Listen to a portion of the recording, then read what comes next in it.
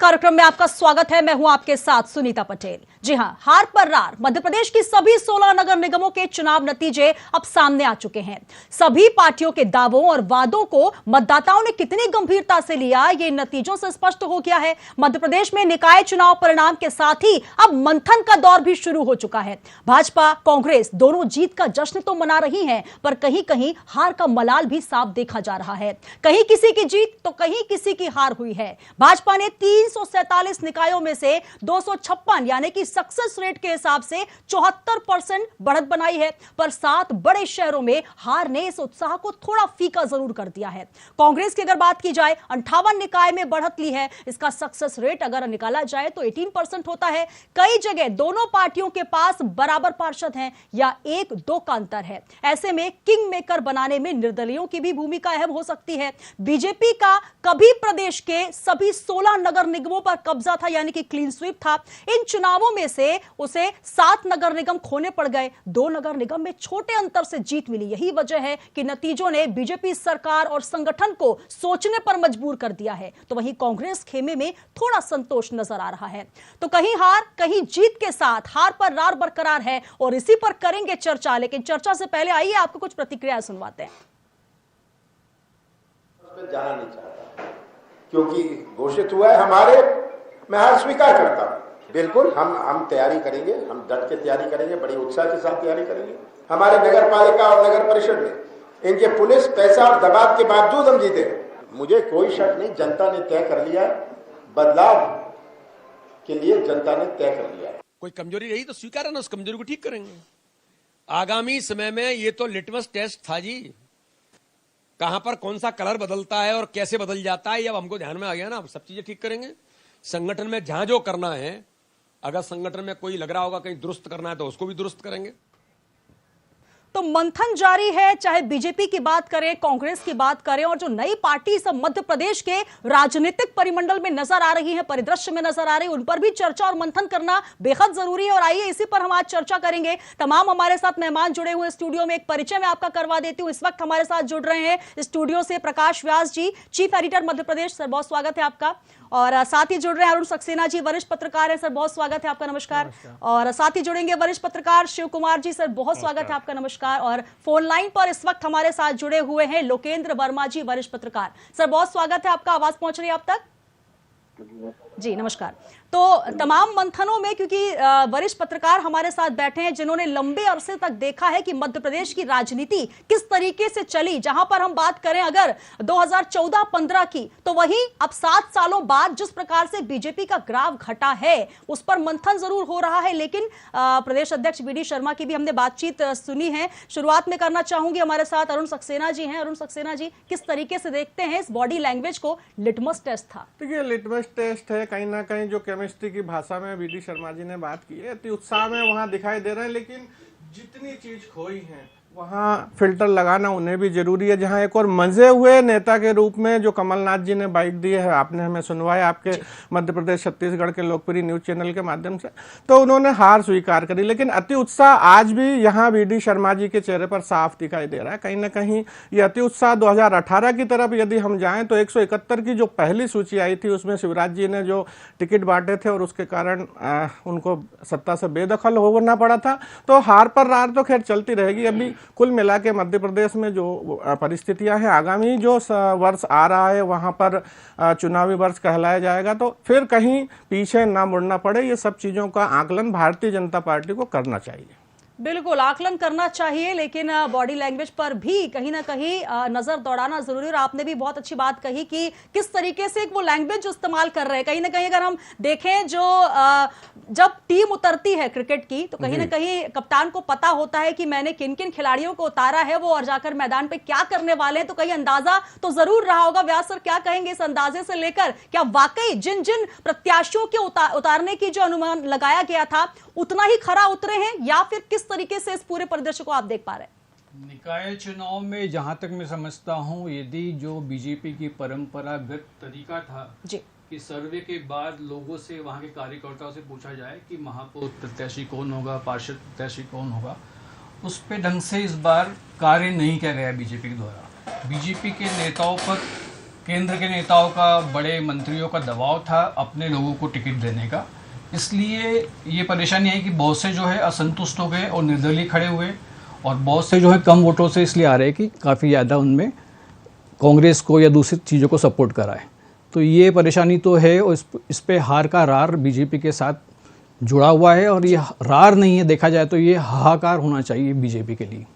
बिल्कुल बिल्कुल, तो कहीं ना कहीं हाहाकार जरूर है, और जिस तरीके से दबी जुबान से ये बात की जा रही है और जश्न का माहौल तो है, लेकिन कहीं ना कहीं मन में एक ग्लानि भी है कि अगर जिस तरीके से हमें मंथन करना था, जिस तरीके से प्रत्याशियों का चयन करना था, शायद कहीं कोई कमी रह गई। हमारे साथ शिव कुमार जी हैं। शिव कुमार सर, आपका आकलन क्या कहता है, विश्लेषण क्या कहता है? देखिए, जैसा आपने कहा भी कि बॉडी लैंग्वेज से स्पष्ट हो रहा था, तो और दोनों ही पार्टियां कह रही हैं कि हम मंथन करेंगे। तो ये हर चुनाव के बाद कहा जाता है, लेकिन मंथन वास्तव में कितना वास्तविक होता है, इससे आगे की तैयारी का पता चलता है। भारतीय जनता पार्टी को तो गहन मंथन करने की ज़रूरत है निश्चित रूप से, क्योंकि पिछले 2015 के चुनाव की तुलना में नगर निगम में उसको बड़ा सेटबैक लगा है जी। खुशी की बात है उनके लिए, जिस पर वो अपने विजय के झंडे बहुत ऊंचे लहरा रहे हैं, वो नगर पालिका और नगर परिषदों में जो सफलता है। लेकिन इसमें एक बात उन्हें देखना होगी। पहली बात तो नगर निगम के मामले में ये जांचना होगा कि आखिर प्रत्याशी चयन में गड़बड़ी हुई है, क्योंकि पार्षदों के स्तर पर पार्टी ने सफलता अर्जित की है, लेकिन महापौर के उम्मीदवार चयन में कहीं ना कहीं ये महसूस पार्टी भी करती है कि कहीं कोई थोड़ा सा उसमें कमजोरी रही है, कुछ गड़बड़ हुई है। जहाँ तक नगर पालिका और नगर परिषदों की बात है, तो वहाँ भी सफलता का प्रतिशत बहुत है, लेकिन फिर भी खतरे की घंटी ये है कि बहुत जगह बहुत मार्जिन से जीत हुई है जी। दूसरे कई जगह जहां कांग्रेस का संगठन नहीं है, ढांचा नहीं है, शून्य की स्थिति में थी, वहां उसके कई लोग अगर जीत कर आ रहे हैं कुछ लोग, तो ये निश्चित रूप से पार्टी भाजपा के प्रत्याशियों के प्रति कहीं ना कहीं असंतोष पर मोहर लग रही है। तो एक और तीसरी बात जो इस चुनाव में एक बहुत गौरतलब बात है कि जहां मध्य प्रदेश में 2 पार्टी सिस्टम था, वहाँ कहीं ना कहीं दोनों पार्टियों की बजाय तीसरी पार्टी, हम लोग अभी देख रहे हैं कि आप और ओवैसी की पार्टी ने काफ़ी जगह अपने उम्मीदवार जिताए हैं। लगभग 3 दर्जन जगहों से सूचना है कि आपके उम्मीदवार चुनकर आए हैं। तो ये एक बात है, और दूसरी बात ये ध्यान में रखना होगी कि निर्दलीय प्रत्याशी जिस बड़ी तादाद में जीते हैं, और सूचनाएं ये हैं कि लगभग 100 नगर निकायों में वो सरकार बनाने के लिए दांव उनके हाथ में है। तो ये स्थिति है, इससे ये आकलन तो करना ही पड़ेगा कि आखिर ये असंतोष वो किसी भी स्तर तक है, किसी भी हद तक है, विधानसभा चुनाव में उस पर कितना प्रभाव डालेगा जी। बिल्कुल, कहीं ना कहीं अगर बात की जाए, जो चुनाव है शहर सरकार का चुनाव था, जनता से मुखातिब जो चेहरा है, जो व्यक्ति है, जो उन्हें व्यक्तिगत तौर पर जानता है, कहीं ना कहीं उनको तो चुना गया है। लेकिन जो ऊपर से, जिसे हम कहीं ना कहीं पॉलिटिकल भाषा में कहते हैं कि पैराशूट लैंडिंग करा दी जाती है, या फिर उस तरीके से जो नेतृत्व है वो चयन कर लेता है, वहां कहीं ना कहीं नकार का सामना करना पड़ा। हमारे साथ लोकेन सर भी, उनका भी मैं एक बार विश्लेषण जान लेती हूँ। लोकेन सर, आपका विश्लेषण क्या कहता है इन चुनावों के नतीजे के बाद? जी मैडम, जी सर। नरसिंहगढ़ नगर पालिका है, जिले की एक छोटी सी नगर पालिका है, 15 वार्ड हैं यहाँ पर कांग्रेस ने 9 सीटों पर विजय हासिल की है, और 4 सीटों पर बीजेपी ने जीती है, और एक आपका उम्मीदवार है, एक निर्दलीय उम्मीदवार है जी। और दूसरा बात, यहाँ पर सबसे बड़ा जो मुद्दा था, हमारे यहाँ पिछले 2 बार परिषद जो है वो भाजपा की रही है, और भ्रष्टाचार, हेलो जी जी जी सर, बिल्कुल सुन पा रहे हैं आपको। भ्रष्टाचार जो है वो प्रमुख मुद्दा यहाँ पर रहा है। हमारे यहाँ पे पिछले जो परिषद थी भाजपा की, उसने जो है वो जलकर 200 रुपए प्रतिमाह और 50 रुपए पेनल्टी, वो भी एक बड़ा मुद्दा भाजपा के लिए विरुद्ध साबित हुआ। बिल्कुल, तो कहीं ना कहीं ऐसे मुद्दे। जी जी, व्यास सर कुछ कहना चाह रहे हैं? हेलो, लोकेन जी, प्रकाश व्यास बोल रहा हूँ। हेलो, लोकेन जी, प्रकाश व्यास बोल रहा हूँ। जी जी, बोलिए सर। एक प्रश्न मेरा ये था कि आपको लगता है कि आने वाले विधानसभा में इसका प्रभाव नरसिंहगढ़ या राजगढ़ जिले पे पड़ेगा? आपकी आवाज कम आ रही है सर। मैं ये पूछ रहा हूँ, इन चुनाव परिणाम से क्या आगामी विधानसभा पर इसका प्रभाव पड़ेगा राजगढ़ जिले में? बिल्कुल बिल्कुल, निश्चित रूप से ये जो नगर परिषद जो अभी नई बैठेगी लगभग कांग्रेस की तय मानी जा रही है, ये विधानसभा चुनाव पे भी असर करेगी निश्चित रूप से। जी धन्यवाद। बिल्कुल, तो 2023 जो सत्ता का सेमीफाइनल इस चुनावों को देखा जा रहा था और कहीं ना कहीं जो समीकरण बिगड़े हैं उनका दोनों ही पार्टियों पर असर पड़ेगा। लेकिन अगर सरसरी निगाह से अरुण जी देखा जाए तो भाजपा को खामियाजा ज्यादा इसका मिल सकता है और मिल भी रहा है, क्योंकि कांग्रेस के लिए कहा जा रहा है कि एक ऑक्सीजन तो मिली है, क्योंकि कहीं ना कहीं जिस तरीके से कमलनाथ जी के नेतृत्व में पार्टी आगे बढ़ रही थी और कहीं ना कहीं यह भी कहा जा रहा था कि जैसे सत्ता संगठन और हर समय चुनावी मोड में रहने वाली बीजेपी को फॉलो करना बेहद जरूरी है कि अगर आप किसी के को अगर फॉलो कर रहे हैं, किसी की तरह चुनाव में जीत हासिल करना चाहते हैं, तो आपको यह समझना होगा कि वो किस तरीके से चुनाव लड़ते हैं। तो आप देखिए, जहां पर सीएम शिवराज सिंह चौहान के लिए कहा जा रहा था कि क्यों गली मोहल्लों में पहुंचकर छोटे छोटे पार्षदों के लिए वो चुनाव प्रचार कर रहे हैं, सभाएं कर रहे हैं, उसका नतीजा तो मिला, लेकिन कांग्रेस को कहीं ना कहीं ऑक्सीजन मिली है।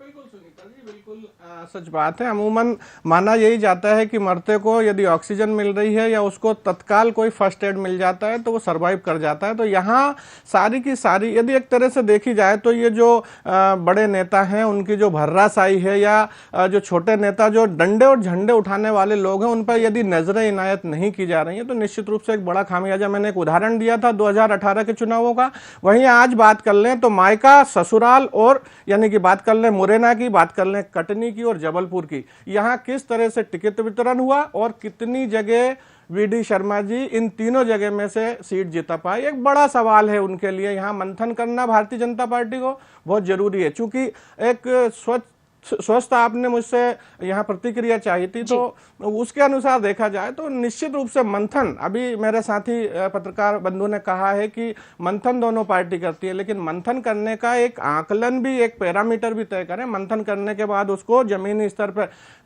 पन्ना, बूथ पन्ना प्रभारी बना दिए, मतगणना एजेंट बना दिए, लेकिन क्या उस समय उनकी सिचुएशन बनी, उनके जो आकलन निकल कर आए, नीचे से क्या नाम निकल कर आए, उन पे पूरा वस्तुतः भारतीय जनता पार्टी ने आकलन किया या नहीं किया, ये उनको सोचने का विषय है। लेकिन कांग्रेस की जहां अब तक बात कर रही है कि उनको ऑक्सीजन मिली है, निश्चित रूप से एक बड़ा सवाल है। कांग्रेस जो मृत प्राय से यहाँ मध्य प्रदेश में देखने को मिल रही थी, और खासकर जो ग्वालियर राजघराने के सिंधिया जी ने जब भारतीय जनता पार्टी का दामन थामा था और सरकार बनवाई थी, तो उसके बाद कांग्रेस यहाँ विपक्ष एक शून्य हो गया था। लेकिन आज जो बूस्टर डोज यहाँ मिला है, उससे यदि कांग्रेस मजबूत होती है तो 2023 के चुनाव में उस पर बड़ा सा प्रभाव यहाँ पड़ने वाला है। बिल्कुल प्रभाव पड़ने वाला, और यही वजह है कि सीएम शिवराज सिंह चौहान लगातार ये कहते आए, भले वो जिस सभा में जाए, जिस रैली में जाए, कि एक एक वोट बहुत कीमती है। अपने तमाम जो कार्यकर्ता हैं उनमें जोश भरने का वो काम कर रहे थे, लगातार रैलियां कर रहे थे, लेकिन रैलियों का असर कितना हो पाया, क्या जनता उनके। जी सर। जी, और यदि अभी साथी जो नरसिंहगढ़ से जुड़े हुए थे वहां की भी बात कर ले, वहां भारतीय जनता पार्टी के विधायक हैं, राज्यवर्धन सिंह महल से आते हैं, लेकिन उनके खुद के वार्ड से वहां भारतीय जनता पार्टी को हार का सामना करना पड़ा। तो इस तरह से वो अकेली जगह नहीं है, राजगढ़ जिले में कई जगह ऐसा हुआ जहां सत्ता पक्ष के विधायक हैं, लेकिन उनके खुद के गृह वार्ड से जो है भारतीय जनता पार्टी के उम्मीदवार को हार मिली है। बिल्कुल, हार का जो आंकड़ा है वो भी कहीं ना कहीं बेरसिया देख लीजिए, 6-7 वोटों का अंतर। बहुत ऐसी जगह है जहां पर बहुत माइनर अंतर से हार और जीत का फैसला हुआ है। तो कहीं ना कहीं सभी पार्टियों को, और खासकर कांग्रेस, बीजेपी, और सबसे महत्वपूर्ण बीजेपी के लिए मंथन ज्यादा जरूरी है। प्रकाश जी क्या कहेंगे, जिस तरीके से अगर बात करें जो विंध्य चंबल सबसे ज्यादा फोकस इस पे रहा है, क्योंकि तमाम दिग्गजों का अगर वहां पर हम देखें साग दाव पर लगी, शुरू से कहा जा रहा था, चाहे तोमर जी हो, चाहे बात कर ली जाए सिंधिया जी की, या फिर वीडी शर्मा जी को तो हम लगातार सुन ही रहे हैं, देख ही रहे हैं, बहुत करारी शिकस्त मानी जाए, क्योंकि अगर अपना ही ग्रह आप नहीं बचा पा रहे हैं तो निश्चित तौर पर जवाबदेही बहुत बड़ी हो जाती है। वीडी शर्मा जी की जो जिम्मेदारी थी संगठन के प्रधान होने के नाते, तो उन्होंने आरएसएस ने जो उनको रिकमेंड किया, आरएसएस ने जो उनको रास्ता दिखाया, उसी रास्ते पे उन्होंने टिकट वितरण कराया। आप देखें 50% के आसपास जो टिकट हैं वो आरएसएस के सदस्य को दिए गए, और वहीं पर जहाँ ज़्यादा हार देखने को मिली है उन कार्यकर्ताओं को के नाते जिनको टिकट दिए गए थे वहाँ बीजेपी जीती है। लेकिन बीजेपी के सामने अब 3 बड़ी चुनौती इन चुनावों के बाद निकल कर आई है। सबसे बड़ी चुनौती है कि जो है आपस में, जो किसी जमाने में कांग्रेस में देखा जाता था गुटबाजी, बड़े नेताओं का आपस में एक दूसरे के प्रति रार होना, वो बीजेपी में देखने को मिल रहा है। मध्य प्रदेश के अंदर विशेषकर यहाँ भी 2-3 बड़े नेता हो गए हैं जो अपनी छवि चमकाना चाहते हैं। उनको पार्टी से या आरएसएस संगठन से के दिशा निर्देशों से कोई मतलब नहीं रहता है। दूसरी चुनौती उनकी ये हुई कि कांग्रेस को फिर से ऑक्सीजन मिली है और कांग्रेस में वो दूरी बनी हुई जो थी संगठन के अंदर, वो कम से कम इस चुनाव में कमलनाथ जी और दिग्विजय सिंह या बाकी और भी बड़े नेता हैं, उन्होंने कंधे से कंधे मिला के काम किया, जिसका परिणाम खासकर जिसने आपने बताया चंबल में, विंध्य प्रदेश में देखने को मिला है कि उनके पक्ष में परिणाम आए हैं। तीसरी बड़ी चुनौती बीजेपी के लिए कि अभी तक सर ने जैसे बताया था कि 2 ही पार्टी बीजेपी और कांग्रेस प्रदेश में सत्ता के लिए संघर्ष कर रही थी, लेकिन आम आदमी पार्टी का उदय ये कम नहीं है। कम से कम आम आदमी पार्टी के 18 पार्षद यहाँ से चुने गए, जिसमें से एक महापौर भी शामिल है और निर्दलीय महापौर भी चुन के आए हैं, जो आने वाले समय में हो सकता है बीजेपी के साथ जुड़ जाए। लेकिन ये चुनौती बहुत ही बड़ी है, इनका समीक्षा करना पड़ेगी, इसका आत्ममंथन करना पड़ेगा, संगठन पे फिर से काम करना पड़ेगा और कांग्रेस एक बड़ी चुनौती बन के विधानसभा में आएगी। इसके लिए इनको तैयारी भी करना पड़ेगी। बिल्कुल तैयारी जरूर करनी होगी और जिस तरीके से जनता ने विश्वास अब कांग्रेस पर एक बार फिर जताया है, उसको लेकर अब उनको भी आगे एक रणनीति तय करनी होगी। किस रणनीति के आधार पर 2023 के चुनावों में वो अपने संगठन के साथ आगे बढ़ती है और किस तरीके से आगे बीजेपी हो या फिर आम आदमी पार्टी जो कि एक नया मुकाम हासिल करती नजर आई है, महापौर पद हासिल कर लिया है। यहाँ पर शिव कुमार जी, आपसे सवाल मेरा ये कि जिस तरीके से सिंगरौली का चुनाव बहुत चर्चा में रहा, सिंगरौली में जिस तरीके से आम आदमी पार्टी की घुसपैठ हुई है और आम आदमी पार्टी के जो समन्वयक हैं सीएम केजरीवाल जब पहुंचे, एक दौरा करने के बाद कहीं ना कहीं देखिए आप दोनों ही पार्टियों को चारों खाने चित्त कर दिया है। रानी अग्रवाल जीती वहां पर, तो कहीं ना कहीं ये कहा जा सकता है कि अब कांग्रेस का विकल्प जो है कहीं ना कहीं आम आदमी पार्टी को भी जनता देख रही है क्या, अगर ये पहली जीत के तौर पर देखें? देखिए, मध्य प्रदेश में एक तीसरे विकल्प की गुंजाइश या तीसरे विकल्प की तलाश हमेशा रही है जी। लेकिन तीसरे विकल्प के नाम पर जो राजनीतिक पार्टियां आईं, उन्होंने रणनीतिक ढंग से उस तरह से अपना ना तो संगठन खड़ा किया और ना चुनाव लड़ा है। बहुत तेज़ी से बसपा उभरी थी, समाजवादी पार्टी ने भी मध्य प्रदेश के उत्तर प्रदेश से सटे हुए इलाकों में काफ़ी वोट अर्जित किए थे, लेकिन उसके बाद दोनों पार्टियों के संगठनों ने, दोनों पार्टी के हाईकमान ने उस पर ध्यान नहीं दिया। लेकिन आपके मामले में हम लोग देख रहे हैं कि वो बहुत कैलकुलेटेड ढंग से आगे बढ़ रही है। मध्य प्रदेश में उसने सिंगरौली को ही क्यों चुना, अगर हम इसको देखेंगे तो समझेंगे उसकी रणनीति को। उसने वहाँ पिछला चुनाव भी उसने वहाँ अपने उम्मीदवार उतारे थे, सफलता नहीं मिली थी। इस नगर निगम चुनाव में उसने वहाँ के जो श्रमिक और कर्मचारी वर्ग है उन पर फोकस किया है और दिल्ली में भी इन्हीं के बलबूते पर पार्टी सत्ता में आई है। जहाँ तक संगठन की बात है तो देखिए, कांग्रेस की बात है तो जगह जो तीसरा विकल्प है वो कांग्रेस की ही जगह ले रहा है। हम अगर देश के परिदृश्य को देखें तो जहाँ जहाँ तीसरा विकल्प है वो दूसरे स्थान पर आ रहा है और कांग्रेस को तीसरे पर धकेल रहा है। अगर मध्य प्रदेश में आप आती है तो नुकसान उसका निश्चित रूप से कांग्रेस को होना है। इसलिए कांग्रेस के पास अब एक दोहरी चुनौती है। भारतीय जनता पार्टी के साथ जो आपका प्रवेश हो रहा है वो कांग्रेस को खासतौर पर उसको मद्देनजर रखना चाहिए, उस पर विचार करना चाहिए। कांग्रेस की जो स्थिति है वो कांग्रेस खुश हो सकती है इन परिणामों से, और ये बात सही है कि कांग्रेस के नेतृत्व का जो मसला था, नेतृत्व के जो विवाद थे वो कम हुए हैं। देखिए, कांग्रेस का मॉडल क्या था कि कांग्रेस में क्षेत्रीय नेता हुआ करते थे और वो सब क्षेत्रीय नेता अपने अपने क्षेत्र के लिए जिम्मेदार होते थे और उनमें वो लगभग सारे लोगों को हाईकमान बराबरी पर रखता था। कोई विंध्य का नेता था, कोई बुंदेलखंड का नेता था, कोई महाकौशल का नेता होता था, कोई मालवा का होता था, और सबको अपने अपने क्षेत्र में सीटें जिताने की जिम्मेदारी होती थी और ये फैसला बाद में होता था कि मुख्यमंत्री कौन बनेगा। और उसमें भी ये इस बात पर विचार किया जाता था कौन अपने क्षेत्र से ज़्यादा सीटें जिताकर लाया है। और जब से वो क्षेत्रीय नेता अलग हुए हैं, कमलनाथ की चुनौती, ज्योतिरादित्य अभी हाल में गए, राहुल सिंह राज्य के नेतृत्व पर वो लगभग एक कहना चाहिए कि उतनी सक्रिय भूमिका में नहीं रहे, वो अपने क्षेत्र में सिमटे रहे हैं। और जाहिर बात है, ठीक बात भी है, विंध्य में पार्टी ने सफलता अर्जित की है।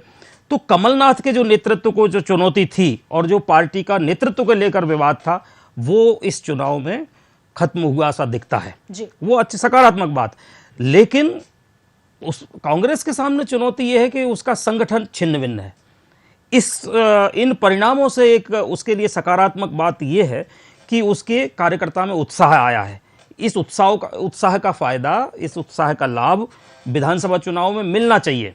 लेकिन संगठन के स्तर पर अब अगले 20-22 महीनों में कमलनाथ उन सारे कार्यकर्ताओं को जो सुषुप्त थे, जो निष्क्रिय थे, जो नेतृत्व और संगठन के अभाव में कुछ कर नहीं पा रहे थे, उनको कितना सक्रिय कर पाते हैं। तो वो जो मृत प्राय संगठन है उसका कितना इस्तेमाल कर पाते हैं, इस उत्साह को कितना भुना पाते हैं, ये 20-22 महीने के लिए उनकी क्षमता, उनके नेतृत्व के कौशल को देखा जाना है। बिल्कुल। तो कहीं ना कहीं भाजपा के लिए जो सत्ता संगठन का एक नेतृत्व है, एक पूरा चरणबद्ध तरीके से वो काम करते हैं और ये कहा जाता है कि 12 महीने चुनावी मोड में होते हैं, उसका फायदा तो जरूर मिलता है। लेकिन इन निकाय चुनावों में जो सीट गंवाई है, क्लीन स्वीप करने वाली भाजपा जो कि 16 की 16 क्लीन स्वीप कर चुकी थी, अब अगर इतने सारे महापौर अगर उनके नहीं आए हैं, कांग्रेस अगर इसको लेकर बहुत उत्साहित नजर आ रही है, तो कहीं ना कहीं चिंतन जरूर करना होगा।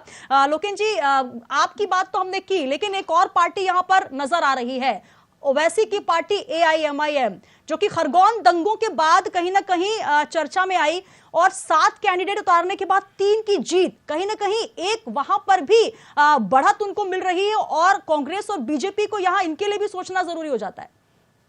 जी, लेकिन जो हमारा क्षेत्र है मैडम जी, वहां पर उसका कोई ऐसा अभी तक कोई सुनने में नहीं आया है कि हमारे इधर इस इलाके में इस पार्टी ने अपना जोर दिखाया हो। निश्चित रूप से आप पार्टी ने जरूर इसमें कदम रखा है।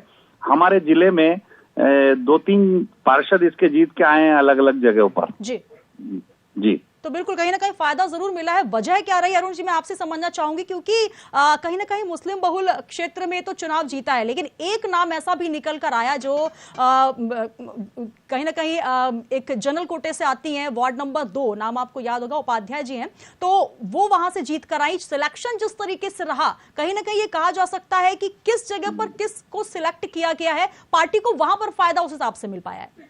निश्चित रूप से एक बड़ा अहम सवाल आज की इस पूरी परिचर्चा में आपने कर दिया है कि कहीं ना कहीं एक लंबा अरसा हो गया है देश में जो अल्पसंख्यक समुदाय जिसे बोला जाता है और खासतौर पे जो मुस्लिम वर्ग है, वो एक असहजता महसूस जब भी भारतीय जनता पार्टी की सरकारें बनती हैं तो वो करता चला आता है। लेकिन अभी हाल ही में जो केंद्रीय नेतृत्व ने जितने भी निर्णय लिए हैं, तो चाहे सीधे तौर पर उनका कोई ताल्लुकात मुस्लिम को डैमेज करने से हो, ऐसा नहीं रहा हो, लेकिन फिर भी जो मुस्लिम संप्रदाय है वो कहीं ना कहीं असहजता महसूस कर रहा था। और जो आपने अभी बात करी कि ओवैसी, तो यहाँ बड़ा एक कंट्राडिक्शन है। देखने में ओवैसी जो है विरोधी लगते हैं भारतीय जनता पार्टी के सबसे ज्यादा उन पर वार करते हैं, पर यदि बात की जाए जो उनकी नीतियां हैं तो कहीं ना कहीं वो भारतीय जनता पार्टी को सपोर्ट करती हुई नजर आती हैं।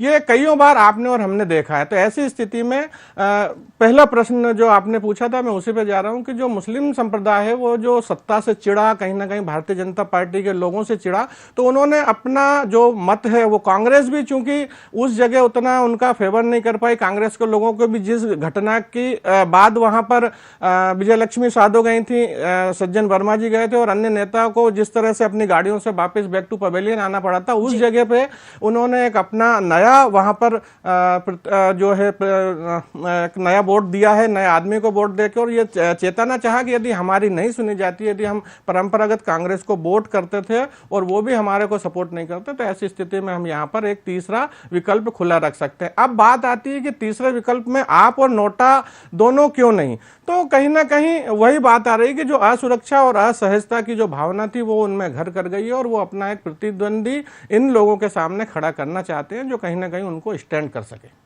बिल्कुल, तो कहीं ना कहीं ये खतरे की घंटी है, अलार्मिंग नोट है ये बीजेपी के लिए, क्योंकि जिस तरीके से बीजेपी का 7 साल पहले का जो आंकड़ा रहा है जीत का, वो अब कहीं ना कहीं खिसकता हुआ नजर आ रहा है। व्यास जी, यहाँ पर एक बहुत महत्वपूर्ण सवाल जो कि लगातार चुनावों के पहले चर्चा में रहा, अब प्रत्यक्ष चुनाव और प्रत्यक्ष चुनाव, क्या इसका भी खामियाजा भुगतना पड़ रहा है बीजेपी को?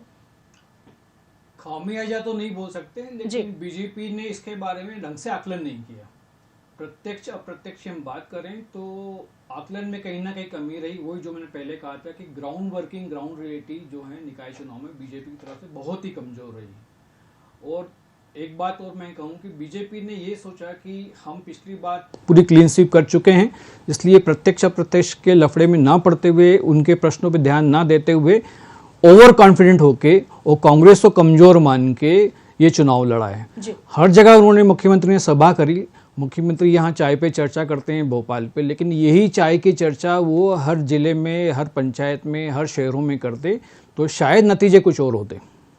बिल्कुल, यही सवाल मैं सर आपके पास भी लेकर जाना चाहूंगी। शिव कुमार जी, आपका आकलन क्या कहता है? क्योंकि अप्रत्यक्ष प्रणाली से जब चुनाव हुए तो कहीं ना कहीं ये कहा जा रहा था कि होंगे तो 14 सीट मिल सकती है, क्योंकि मुरैना एक ऐसी जगह है, 1-2 सीटें ऐसी हैं जो कि कहीं ना कहीं वो बीजेपी के खाते में नहीं जानी थी। लेकिन अब जो डायरेक्ट प्रणाली से चुनाव हुए हैं, जनता ने चुनाव किया है, उसके बाद महापौर सीधे चुन लिए गए, तो क्या लगता है आपको, आपका आकलन क्या कहता है? देखिए, अप्रत्यक्ष चुनाव यदि होता नगर निगमों में महापौर का, तो निश्चित रूप से भारतीय जनता पार्टी आती, क्योंकि अधिकतर नगर निगमों में जो उसके हाथ से खिसके हैं उनमें भी पार्षदों की संख्या भारतीय जनता पार्टी की ज़्यादा है।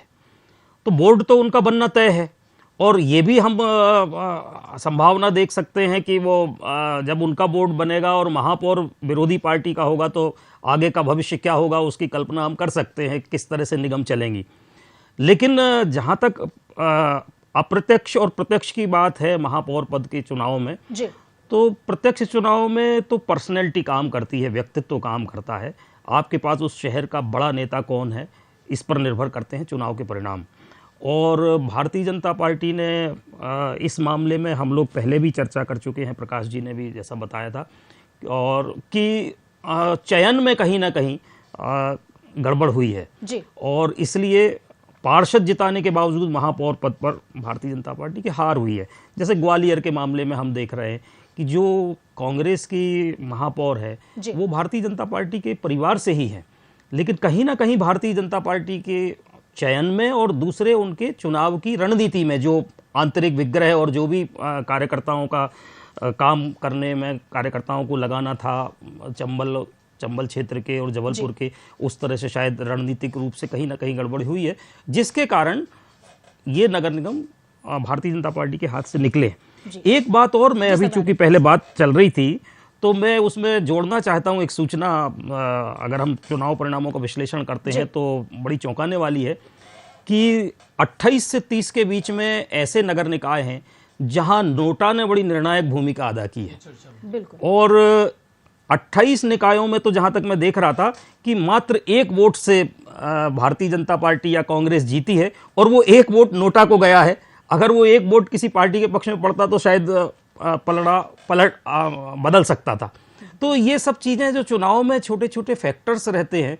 अब हम कहते हैं कि भारतीय जनता पार्टी संगठन पर बड़ा संगठन शास्त्र उसने अच्छा विकसित किया हुआ है, लेकिन फिर भी ये सब चीज़ें जो हैं उसके संगठन शास्त्र में कुछ और चिंतन और मनन का एक जरूरत को महसूस कराती है। बिल्कुल जी, व्यास सर कुछ कहना चाह रहे थे। बड़ी इंटरेस्टिंग बात मैं आपको यहाँ बताना चाहूँगा। ये प्रत्यक्ष अप्रत्यक्ष की बात हम कर रहे हैं।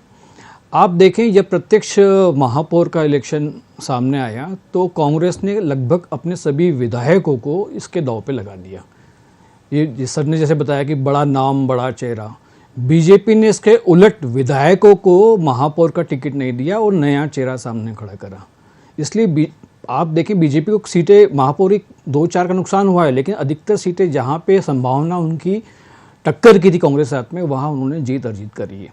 तो ये प्रत्यक्ष अप्रत्यक्ष में ये विधायकों को महापौर की सीट लड़ाना, ये दाव कांग्रेस के लिए फेल्योर रहा, वहीं बीजेपी के लिए फायदे में रहा। बिल्कुल, तमाम ऐसे पहलू हैं जिस पर बहुत लंबी चर्चा हो सकती है, और ये भी कहा जा सकता है जी की जिस तरीके से कमलनाथ जी के पास ऑप्शन कम था, लेकिन सटीक उन्होंने आकलन किया कि कहां किसको खड़ा करें और बहुत हद तक उसका फायदा मिला। वहीं बीजेपी कहीं ना कहीं अति उत्साह या फिर जिस तरीके से कहा जाता है कि हाँ हम तो जीत कर ही रहेंगे, ये भी एक फैक्टर हो सकता है, क्योंकि लगातार कहा जा रहा था, चाहे गृह मंत्री नरोत्तम मिश्रा हो, चाहे सीएम शिवराज सिंह चौहान हो, प्रदेश अध्यक्ष वीडी शर्मा, जो बॉडी लैंग्वेज थी लगातार जीत की मुद्रा में थी, लेकिन अब थोड़ा सा बदलाव जरूर है और इस पर मंथन चिंतन होना बेहद जरूरी है, क्योंकि 2023 सत्ता का सेमीफाइनल और उसके लिए अब कांटे की टक्कर बीजेपी और कांग्रेस में नहीं है, बल्कि जो आम आदमी पार्टी, AIMIM, तमाम पार्टियां जो आ रही हैं और उनके लिए भी अब सोचना होगा जनता किस पर विश्वास करती है। नोटा का भी यहां पर बहुत बड़ा सहयोग रहा हार और जीत में। बहुत शुक्रिया आप सभी मेहमानों का, हमारे साथ व्यास जी जुड़े, आपका भी बहुत बहुत धन्यवाद।